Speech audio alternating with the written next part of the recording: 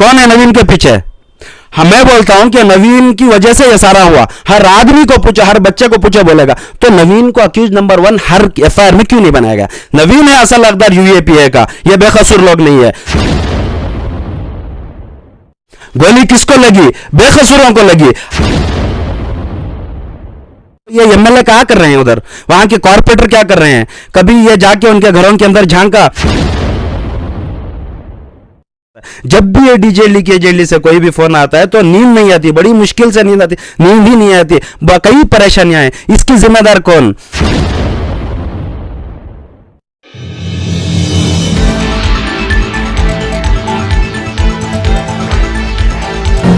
Like, share, subscribe and press the bell icon for Oonchi Awaaz India. नाज़रीन, ऊंची Awaaz India में आपका इस्तकबाल है। मैं हूं आपका मेजबान इब्राहिम नफीस।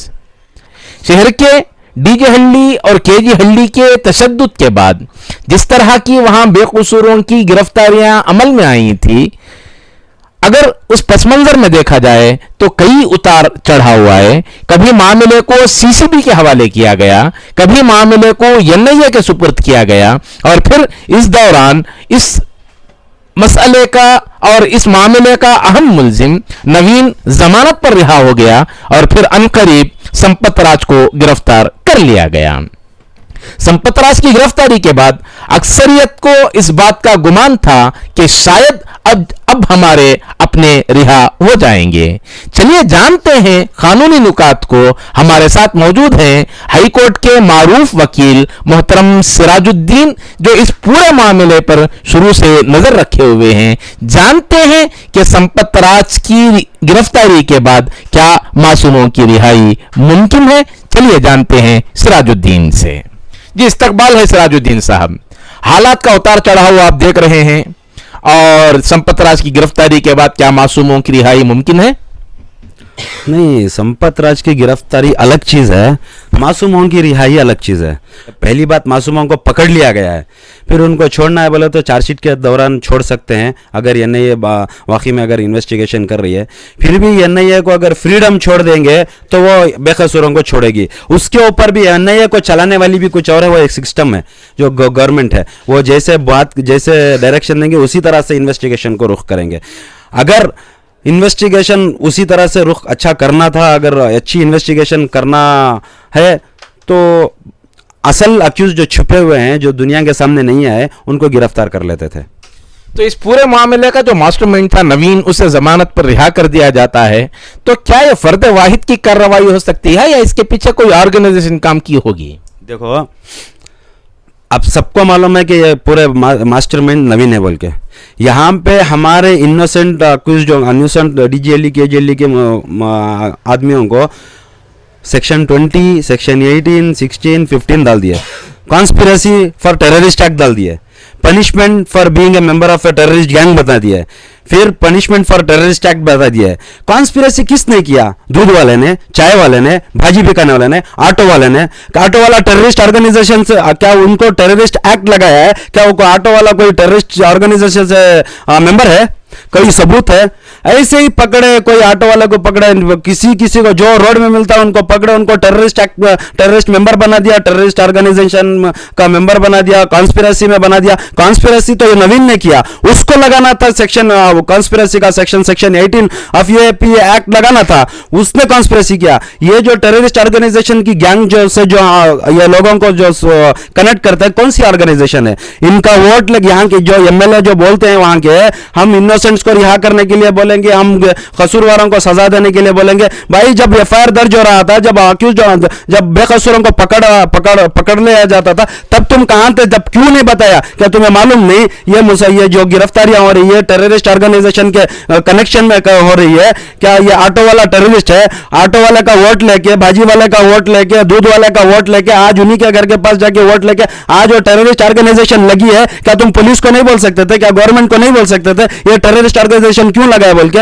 हम मानते हैं कि जिसने तोड़ा फोड़ा, जिसने पुलिस स्टेशन को लगाया, आग लगाई, उनको जो सेक्शन लगता है वो लगाओ। आईपीसी के अंदर जो सेक्शन लगता है, कर्नाटका पुलिस एक्ट के अंदर जो सेक्शन लगता है वो लगाओ। ये कान से कान तो लेके जाके जगह बना दिए। आप ये बताओ कि नवीन को तुम इतना शेल्टर क्यों दे रहे हो? मैं एमएलए से पूछता हूं, अगर एमएलए अखंड श्रीनिवास मूर्ति नवीन की पिछली वाली ऑर्गेनाइजेशन नवीन की कॉन्स्पिरेसी का खुलासा करते तो मैं सैल्यूट करता हूं उनको। नवीन एक आदमी नहीं है जो ये इसके करने के लिए, इसके पीछे जो कॉन्स्पिरेसी चली है सबको पता है कि ये पोस्ट हुजूर सल्लल्लाहु अलैहि वसल्लम के बारे में गुस्ताखी करने का पोस्ट अगर डालेंगे तो आग लगेगी, मुसलमान दहक उठेंगे, सबको पता है। फिर भी ये साजिश रची गई है, ये साजिश इन्होंने रची, कॉन्स्पिरेसी इन्होंने किया, डाले उनको छोटा सेक्शन।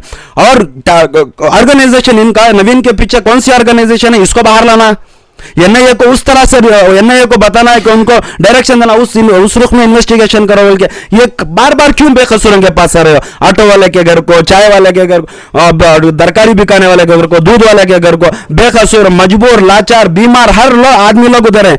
अभी कोर्ट का इस मामले में कुछ भी नहीं है। अगर ये रिकॉर्ड जो लाके पुलिस पेश करेगी, कोर्ट देखेगी ये रिकॉर्ड यूएपीए में है, तो इस मामले में मैं रोक रहा हूं आपको, इस मामले में एमएलए की तरफ से बार बार ये ऐलान किया जा रहा है कि जो असल कसूरवार हैं उन्हें गिरफ्तार किया जाए, बेकसूरों को जल्द रिहाई मिले। इस तरह के बयानात बार बार आ रहे हैं और वहां के रुकन असेंबली एमएलए अखंड श्रीनिवास मूर्ति का बार बार बयान आ रहा है। तो क्या इस बयान के आधार पर मासूमों की रिहाई मुमकिन है? नहीं, बयान के आधार पर मासूमों की रिहाई मुमकिन नहीं है। ये रिहाई करेंगे, वकला करेंगे, कोर्ट से करेंगे, और एनआईए उनकी इन्वेस्टिगेशन से चार्जशीट में से डिलीट करेंगे चंद नामों को, और उसका जो भी मामला है कोर्ट करेगी। यहां पे पॉलिटिक्स का कुछ काम नहीं है। यहां पे पॉलिटिक्स का जो काम हो रहा है, पॉलिटिकल प्रेशर, ये इन्वेस्टिगेशन के अंदर हो रहा है। मैं बोलता हूं एमएलए अखंड श्रीनिवास मूर्ति से, ये बाहर लाओ जो कॉन्स्पिरेसी, ये गलाटा होने से पहले, ये क्राइम होने से पहले किया गया था, उस तरफ क्यों इन्वेस्टिगेशन नहीं मोड़ रहे हैं? कौन है नवीन के पीछे? मैं बोलता हूं कि नवीन की वजह से यह सारा हुआ। हर आदमी को पूछो, हर बच्चे को पूछो बोलेगा। तो नवीन को अक्यूज नंबर 1 हर एफआईआर में क्यों नहीं बनाया गया? नवीन है असल हकदार यूएपीए का, ये बेकसूर लोग नहीं है। तो मैं ये उम्मीद करता हूं कि एमएलए को अब समझ आ गई होगी, मैं जो बोल रहा हूं वो समझ में आ गया होगा। तो इस नवीन के पीछे जो ऑर्गेनाइजेशन जो काम कर रही है, मुसलमानों को भड़काने का, मुसलमानों को फोड़ने का, मुसलमानों को नुकसान पहुंचाने का, यह ऑर्गेनाइजेशन का नाम सामने लाएंगे, तब वो इन्वेस्टिगेशन उस रुख की होगी। क्या ये एनआईए के अंदर ये अखंड श्रीनिवास मूर्ति की एमएलए की इन्फ्लुएंस चलेगी? नहीं चलेगी। ये सब सेंट्रल गवर्नमेंट के अंडर हैं। वो सिर्फ बताते हैं लोगों का रहम जीतने के लिए। क्या उनको पता नहीं था घर के अंदर जो आग लगी, हर आदमी को, एक आदमी को 10-10 बॉडी वारंट रखे हैं, डकैती का सेक्शन लगाया है, SC/ST prevention of atrocities act लगाया गया है। एक आदमी एक कांड में एक कर दिया है, क्या एक आदमी 10-10 करेंगे? तो 300-400 चिल्लर आदमी को अरेस्ट किया गया है। किसके दबाव में आकर इस तरह की कार्रवाई हुई होगी? मैं बोलता हूं ये सब साजिश है। कार्रवाई क्या होगी? मेन जो अक्यूज है उसको तो छोटा केस डाल दिया। अगर उसको सारे केस में अक्यूज बना देते तो सही होता। जो उसे जो भड़काने वाली ऑर्गेनाइजेशन है वो सामने आती तो होता था। ये किसी के दबाव में नहीं है, जो हाथ को मिला वही सही। क्योंकि पुलिस वाला पुलिस स्टेशन जलाया, पुलिस को भी जवाब देना पड़ेगा, किसको पकड़े, तुम वो कहां गए। अभी जो बेकसूरों को जो गोली मारा, कभी ये वीडियो में दिखाओ, कोई सबूत लेके आओ कि किसी ने आग लगा रहा होगा उसको गोली लगी हो, कोई पुलिस स्टेशन फोड़ रहा हो उसको गोली लगी हो। रोड में जाने आने वो इंसिडेंट से दूर निकलने वाले आदमियों को किसे देखा नहीं, ऐसा ही मार दिया। गोली किसको लगी? बेकसूरों को लगी। कसूरवारों को लगती तो चलो कोई बात नहीं, शान होती, चलो कसूरवारों को जो नहीं करना था। मैं ये इसकी सारे ये इंसिडेंट का मैं खिलाफ दर्जी करता हूं। यह होना नहीं चाहिए था इंसिडेंट को। मुसलमानों का जो तरीका था जो निकालने का वो गलत है। वो जो फोड़ना तोड़ना वो सब गलत है। अगर पुलिस भी जल्दी नवीन को अरेस्ट कर लेती तो यह नहीं होता था। पुलिस जल्दी उसको पकड़ लेती, एक आदमी भी नहीं मारा जाता था, एक भी लॉ एंड ऑर्डर का रूल्स को यह नहीं होता था। अब किसको कसूरवार ठहराएंगे? गिरफ्तारी के अलावा यह भी इल्जाम है कि पुलिस बहुत देर से एक्शन में आई। तो यह कोई दूसरी सियासी साजिशें हैं या किसका सियासी हाथ हो सकता है, या इस तरह के जो वाकयात हुए हैं आखिर किसकी ताकत इस पर कार फरमा होगी? देखो, ये सियासी कार्रवाई होने की वजह से ही तो संपत राज को गिरफ्तारी में लाया गया है। संपत राज की गिरफ्तारी एक एग्जाम्पल है कि ये सियासी मामला है बोल के। ये क्या इन्वेस्टिगेशन उनके हाथ को लगा ये तभी पता चलेगा जब चार्जशीट आ जाएगी। इसका कुछ लोगों ने फायदा उठाया है, सियासतदानों ने भी फायदा उठाया है, ये इस्तेमाल किया गया है। मेरे खांधे पे रख के गोली किसी ने और ने चलाई है। मुसलमानों के, बेकसूरों के, ऑटो ड्राइवरों के, भाजी बिकाने वालों के, दूध बिकाने वालों के कंधे पर रख के गोली चलाई गई है। इससे किसको क्या फायदा हो रहा है ये कौम खुद, अवाम खुद जानती है। ये रहम जो एमएलए श्रीनिवास मूर्ति जो रहम ले रहे हैं, ये रहम मेरी नजर से तो ये रहम नहीं है, ये काबिल नहीं है। क्योंकि अगर वो सचमुच में कौम के ये वहां की उनकी कॉन्स्टिट्यूशन की इंसानों की जिम्मेदार होते तो ये यूएपीए लगने से पहले बेकसूरों को वहां का स्टेशन में अरेस्ट होने से पहले निकालते। तो उन मासूमों की रिहाई के सिलसिले में क्या इकदाम कर सकते हैं? दो तरह से मासूमों की रिहाई हो सकती है। एक ये नहीं है खुद उनको डिस्चार्ज किया जाए, ये नहीं है खुद उसको ये जो इन्वॉल्वमेंट नहीं है बोल के। यहाँ पे जहां तक मैंने देखा है विटनेस, जिसको विटनेस बनाना उसको अक्यूज बना दिए गए हैं। अब एनआईए कौन सी हिसाब से इन्वेस्टिगेशन कर रही है ये तो हमें पता नहीं, जब चार्जशीट पूरी मुकम्मल दाखिल हो जाएगी जब पता चलेगी। ये एक तरीका यह है कि एनआईए उनको चार्जशीट से निकाले। दूसरा तरीका यह है कि हम लोग कोर्ट में बेल एप्लीकेशन डाल के उनको रिहा करें। और एक तरीका क्या है, पार्लियामेंट के अंदर ये जो कौम को हमने जिताया है, लीडरों को जो हमने बनाया है, वो लोग पार्लियामेंट में आवाज उठाए, लोकसभा में आवाज उठाए। जो सेक्शन जो इन्वोक किया गया है, सेक्शन 20 टेररिस्ट ऑर्गेनाइजेशन जो भी सेक्शन लगाए हैं उसको हटाने की मांग की जाए पार्लियामेंट और विधानसभा के अंदर। इसके अलावा कोर्ट कुछ नहीं कर सकता। उसके सामने जो रिकॉर्ड्स रखते हैं उसी के हिसाब से वो फैसला कर सकती है। नवीन पर जो सेक्शन आयद किए गए या संपत राज पर जो सेक्शन आयद किए गए हैं, उन सेक्शंस के हवाले से बेकसूरों को अगर कंपेयर करें तो बेकसूरों की गिरफ्तारी पर जो सेक्शंस लगाए हैं, सुने हैं कि वो बहुत सख्त सेक्शंस लगाए गए हैं। तो यहां असल मुजरिमों के साथ इतनी नरमी क्यों बरती गई? असल मुजरिमों के साथ नरमी क्यों? असल मुजरिमों के साथ जो असल मुजरिमों को ये पॉलिटिकल एजेंडा है। ये क्या है देखो, ये हमारी कौम को जो भी कम्युनिटी के लीडर्स कम होते हैं ऐसे मार खाते रहते हैं। अगर हम लोगों के अंदर एजुकेशन, हर सोसाइटी के अंदर एजुकेशन, अक्ल सलीम और नॉलेज आके उन लोगों को हमारे यहाँ पे एक एक लीडर को खड़ाया जाए तो सवाल का जुल्म के खिलाफ आवाज उठाने वाला, हमारी कौम के अंदर जुल्म के खिलाफ आवाज उठाने वाले नहीं है, जुल्म को सहने वाले हैं। अगर एक दो भी हैं तो उनको दबाया जाता है। इसीलिए आगे आने वाली नस्लों तक के लिए अगर किसी भी कौम को तकलीफ ना हो तो एजुकेशन को इंपॉर्टेंस दे, आईपीएस में, आईएएस में, लॉयर्स में भर्ती कराए, गवर्नमेंट जो जजेस में भर्ती करे। तब कोई जुल्म होता है तो मेजॉरिटी के हिसाब से आवाज करे। अगर लोकसभा में, राज्यसभा में, पार्लियामेंट में, विधानसभा में अगर मेजॉरिटी के कम से कम कौम के भी 4-5 लीडरान होते, 5-10 लीडरान होते तो उसके खिलाफ आवाज उठा सकते थे। तो हमारी पूरी ये हमारी हमारी मजबूरी क्या है, कम इल्मी, ये एजुकेशन और पावर्टी, गरीबी की वजह से ये सब हो रहा है। हमारे ऊपर जुल्म हो रहा है मुसलमानों के ऊपर। ये नहीं कि जो कसूर किया है उनको फांसी दो, हम नहीं पूछेंगे उनके खिलाफ, हम उनके इससे हम बेल एप्लीकेशन भी नहीं डालेंगे। कसूरवार को कसूरवार ही ठहराएंगे, उनको सजा देने में हम भी साथ देंगे, लेकिन एक बेकसूर को भी हम सजा भी होने नहीं देंगे। उनके खिलाफ आखिरी सांस तक लड़ेंगे इंशाल्लाह। सर, सवाल ये भी है कि संपत राज पर जिस तरह के सेक्शन आयद किए गए हैं, प्रेजेंट जो सेक्शन डाले गए हैं, उस आधार पर संपत राज को कब तक की सजा हो सकती है?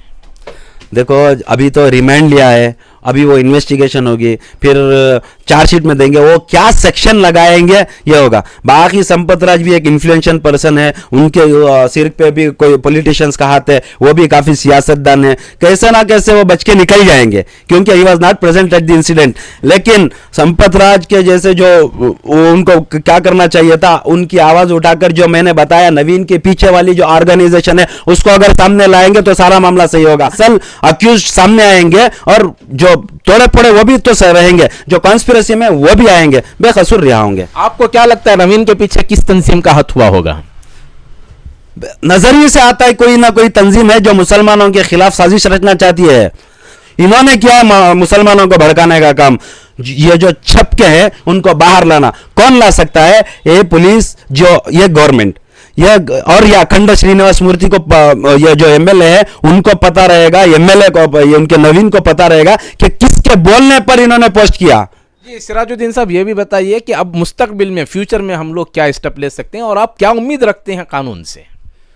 देखो, मैं तो एक उम्मीद रखता हूँ कि हॉनेस्ट इन्वेस्टिगेशन अगर करेंगे, कर रहे होंगे, नवीन को, मुसलमानों को इंसाफ, वो जो शहीद हुए हैं, बेकसूर लोग मारे गए हैं, अगर उनको इंसाफ मिलना बोले तो ये 70% जो भी 73 एफआईआर्स हुए हैं, हर एफआईआर में अक्यूज नंबर 1 नवीन होना चाहिए। और ये जो ऑर्गेनाइजेशन को, वो जो लिंक है, जो टेररिस्ट ऑर्गेनाइजेशन या कोई भी ऑर्गेनाइजेशन हो, अच्छी हो या ख़राब हो, जो ऑर्गेनाइजेशन से ये लिंक किया है उसको बाहर लाया जाए, उसको अवाम के सामने रखा जाए। मैं उम्मीद करता हूँ NIA से, मैं सल्यूट करता हूँ NIA और कर्नाटका पुलिस को कि वो ये काम करेंगे, नवीन को सारे केसों में अक्यूज नंबर 1 बनाएंगे और उसके बाद में जो इन्वेस्टिगेशन होगी तो रिपोर्ट सही निकलेगी। अगर ये नहीं करेंगे तो हम अदालत का दरवाजा खटखटाएंगे।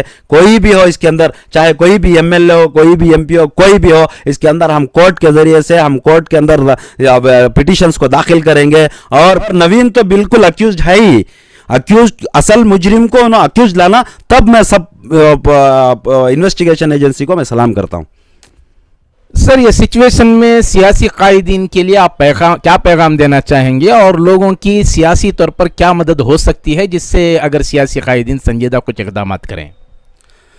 सियासी पैगाम मैं ये देना चाहता हूँ, सबसे पहले वहाँ के MLA अखंड श्रीनिवास मूर्ति को के, देखो ऐसे आप, पूरी दुनिया ने देखा है कि लॉकडाउन के हालात में पादरनपुरा में एक इंसिडेंट हुआ था। ऐसे हालात में हमारे वहाँ के MLA ज़मीर भाई ने अपनी MLA की पूरी जिम्मेदारी निभाई। जैसे कि वहाँ भी लोगों को अरेस्ट किया गया था, उनको वहाँ भी अरेस्ट करके जेल को भेजा गया, तो उन्होंने अपनी ज़ाती पैसों से वकीलों को पैसे देकर वहाँ की रिहा करने तक उनका साथ दिया। और फिर कॉर्पोरेटर इमरान पाशा की बात करें तो उन्होंने भी, जब उनके साथ में जो भी अक्यूज अरेस्ट हुए लॉकडाउन रूल्स की वजह से, तो उन्होंने पूरी जिम्मेदारी के साथ उनको सब छुड़वाया। छुड़ा के बाद में और दूसरा काम उन लोगों ने क्या किया, यहाँ के MLA हो, ज़मीर भाई हो या कॉर्पोरेटर इमरान पाशा हो, उन्होंने यहाँ तक के कैदियों के घरों में उनका राशन भी पहुंचाया। ये जिम्मेदारी होती है। एक जिम्मेदार MLA कहलाते हैं, एक जिम्मेदार कॉर्पोरेटर कहलाते हैं। मैं ये MLA से ये कहना चाहता हूँ कि कभी उन गरीबों के घर में, जब वो उन बेकसूरों के घर की आवाज़ उन्होंने सुनी कि उनके घर में खाया भी है या नहीं है, कभी उस माँ की आवाज़ सुनी उन्होंने कि उनके बगैर उनका जो लड़का है जो जेल में है, उनका जो लड़का जो जेल के अंदर है, कि उनके उस लड़के के बगैर उसको दवाई कौन ला के दे रहा है? कभी उन बच्चों की पुकार को सुना उन्होंने कि उनके बाप का, उनके बाप का हाथ थकिया बना के सो रहे थे, क्या वो बच्चों को नींद आ रही है? कभी वहाँ की उनकी बीवियों को जाके उनकी पुकार को सुना कि रात में वो खाना कैसे खा रहे हैं, उनका घर गुजरान चल रहा है अभी नहीं चल रहा है? कोई रात में 2-2 बजे 3-3 बजे हमको फ़ोन आते, एक औरत फ़ोन करती है, भैया मेरे बच्चे भूखे हैं, कौन भी देखने वाला नहीं है, गंजी भी नहीं है, मेरे बच्चे संभल नहीं रहे, रात भर नींद पर है, उसके बाद नींद ही नहीं आती। ऐसे ऐसे फ़ोन आते हैं। तो ये MLA क्या कर रहे हैं उधर? वहाँ के कॉर्पोरेटर क्या कर रहे हैं? कभी ये जाके उनके घरों के अंदर झांका, कोई एक औरत फ़ोन करती है, भैया किराया नहीं दिया, ओनर मकान मालिक मकान खाली करने के लिए बोल रहा है, तो उसको हमको फ़ोन करना पड़ता है। जब भी ये DJLE KJLE से कोई भी फ़ोन आता है तो नींद नहीं आती, बड़ी मुश्किल से नींद आती, नींद ही नहीं आती, कई परेशानियां हैं। इसकी जिम्मेदार कौन? ये MLA को पैगाम देना चाहेंगे आप? ये MLA की जो जिम्मेदारी है, ये MLA को हर घर की जिम्मेदारी, जहां से ये अक्यूज्ड को उन्होंने अरेस्ट जैसे कर लिया गया है, सारे मामले का, वो जो सारे मामले का पूरा मास्टरमाइंड, ये वजह कौन है? वो नवीन है। तो नवीन इनका भांजा है, तो इनकी जिम्मेदारी बनती है ये बेकसूरों को रिहा करना। जबान से बोलना कोई बात नहीं है। एक यहाँ के सीनियर डेजिग्नेटेड सीनियर एडवोकेट्स को उनको हायर करे, उनकी फीस बाकायदा वो दे, और MLA होने के नाते अवाम ने उनको MLA बनाया है, इसलिए उनको वकीलों को रख के उनकी फीस दे के उनको छुड़वाए। उन्होंने उस MLA को चुना है पूरी उम्मीदों के साथ, उन्होंने वहां के कॉर्पोरेटर को चुना है पूरी उम्मीदों के साथ। MLA बोलते हैं मैंने 80 पर 2000 लीडिंग से वोट माना है। अगर इस बार जनता का, अगर इस बार वो आवाम का, जनता का भरोसा उन्होंने नहीं जीता, तो मैं कहता हूं अगले इलेक्शन में 80 पर 2 वोट से हार जाएंगे वो। इस बार वो खुशी से 80 पर 2000 लीडिंग के बोलने का नहीं, वो जनता ने उन्हें उम्मीद से जिताया। तो मैं उनको ये पैगाम देना चाहता हूं कि डिजिग्नेटेड सीनियर एडवोकेट्स को रखे, उनकी फीस दे, जैसे ये बेकसूर बोल रहे हैं वो बेकसूरों को काटने के लिए इंतजाम करे। और दूसरा क्या करे, नवीन को नवीन की जो पीछे वाली ऑर्गेनाइजेशन है उसको सामने लाए, है, वो किसके लिए काम कर रहा है उसको सामने लाए और नवीन को बाकायदा पूरे केसों में अक्यूज बनाया जाए। और रहा और एक मसला है बॉडी वारंट का। देखो जमीर भाई ने अपनी जिम्मेदारी से एक भी बॉडी वारंट इश्यू नहीं कराया पादरानपुरा के केस में। एक केस में रिलीज होते ही बॉडी वारंट को स्टॉप कराया, पॉलिटिकल प्रेशर से स्टॉप कराया और बाद में बाहर आने के बाद एंटिसिपेटरी बेल लगाया। ये एमएलए ऐसे हैं कि जैसे ही बेल हुई 10-10 बॉडी वारंट, 5-5 बॉडी वारंट, सबको बॉडी वारंट रख रहे हैं। ये अवाम की खिदमत कर रहे हैं या अवाम के ऊपर जुल्म कर रहे हैं। तो मैं खुली ये मेरा मैसेज आपकी चैनल के जरिए से एमएलए को है कि एमएलए उनका पूरे पद का इस्तेमाल, भरपूर इस्तेमाल करे और लोगों के दर्द को समझे, लोगों के दुख को उठाए और उनके रिहा करने के लिए अच्छे से अच्छे सीनियर एडवोकेट्स हैं, हमें कांटेक्ट करें, उनको पैसे देकर उनकी रिहाई के बंदोबस्त करें। तो नाजरीन, ये थे मोहतरम सिराजुद्दीन साहब, जिनका कहना है कि इस मामले को हालांकि एक इलाकाई मसला है, लेकिन एनआईए के सुपुर्द करके रियासती सरकार मुसलमानों के दिलों में खौफ पैदा करना चाहती है। और इन्होंने ये भी दावा किया है कि बेकसूरों को हर हाल में ताउन किया जाएगा और उनकी रिहाई को किसी भी सूरत यकीनी बनाया जाएगा और जो असल मुजरिम हैं उन्हें कानून के दायरे में ले जाते हुए जेल की कोठरियों में बंद करने की भरपूर कोशिश होगी। नाजरीन, हमारी ये रिपोर्ट आपको कैसी लगी हमें ज़रूर इत्तला करें और अभी तक आपने हमारा चैनल सब्सक्राइब नहीं किया है तो सब्सक्राइब कर लें और नीचे घंटी के बटन को दबाएं ताकि हर नोटिफिकेशन आप तक बराबर पहुंचे। शुक्रिया।